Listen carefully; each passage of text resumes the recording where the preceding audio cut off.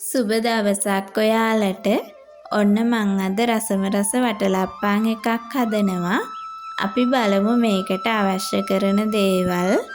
කිතුල් හකුරු gram 300ක්, කිරි millilitre 250ක්, සුවඳ කුඩු එක හදාගන්න සාදික්කා ගෙඩියේ පොත්ත අයින් කරලා මැද කොටස ගන්නවා. කුරුඳු පොතු කැබැල්ලක්, කරාබු නැටි, එනසල් ඇට ටිකක් ඕනේ. පොඩි බිත්තර 5ක්. මුලින්ම මං කුළුබඩු ටික පොඩ්ඩක් රත් කරලා කුඩු කරගන්නවා.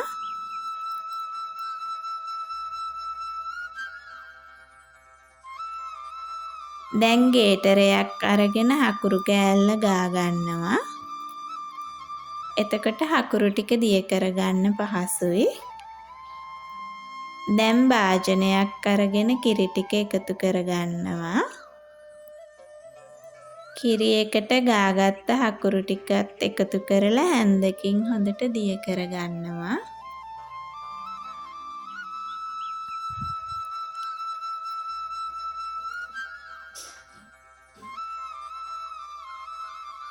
හකුරු එක කිරි එකේ හොඳින් දිය වෙන්න ඕනේ.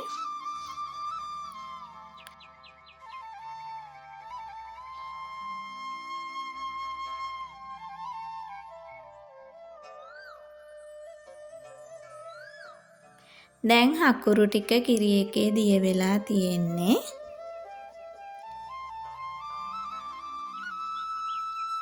මං තව භාජනයක් අරගෙන බිත්තර ටික කඩලා මේකට එකතු කරගන්නවා.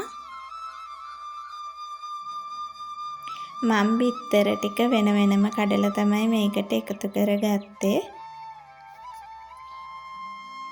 මොකද නරක් වුණු බිත්තර තිබුණොත් ඔක්කොම ටික අපතේ යන නිසා. මම මේකට පොඩි බිත්තර ගත්ත නිසා බිත්තර 5ක් ගත්තා. ලොකු බිත්තර ගන්නව නම් බිත්තර 4ක් ගත්තම ඇති. දැන් වික්ස් එකක් අරගෙන බිත්තර ටික හොඳින් පෙනෙනකන් ගසා ගන්න ඕනේ. බිත්තර ටික හොඳින් ගසා ගත්තම තමයි වටලප්පන් එක තැම්බුණාට පස්සේ වටලප්පන් එකේ හොඳට සිදුරු හැදිලා හොඳින් තැම්බෙන්නේ. සාමාන්‍යයෙන් විනාඩි 10ක් වගේ යද්දි බිත්තර එක හොඳට ගසා ගන්න පුළුවන්. මේ විදියට බිත්තර ටික ගසා ගත්තට පස්සේ මං අර කලින් හදාගත්ත කිරි හකුරු මිශ්‍රණය බිත්තර එකට එකතු කරනවා.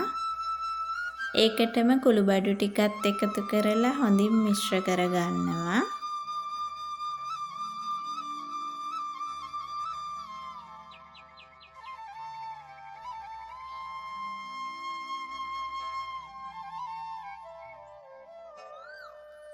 මේ ටික හොඳින් මිශ්‍ර වුණාට පස්සේ මම භාජනයක් අරගෙන වටලප්පන් එක හදාගන්න බටර් ටිකක් තවර ගන්නවා මේ භාජනයට.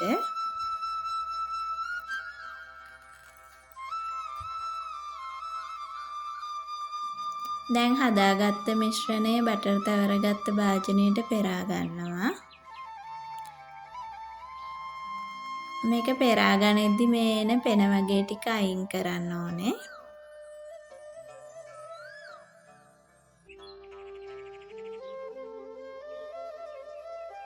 දැන් පොයිල් පේපර් එකක් අරගෙන ඇතුළට ජල වාෂ්පයක් නැති වෙන්න හොඳින් කවර් කරගන්නවා.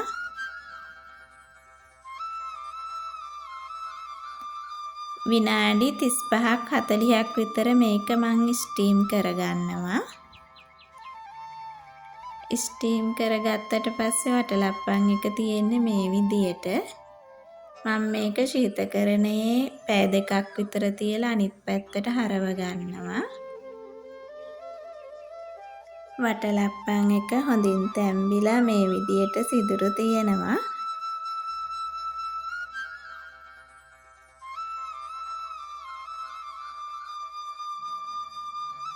මගේ වීඩියෝ එක නැරඹුවට බොහොම ස්තුතියි.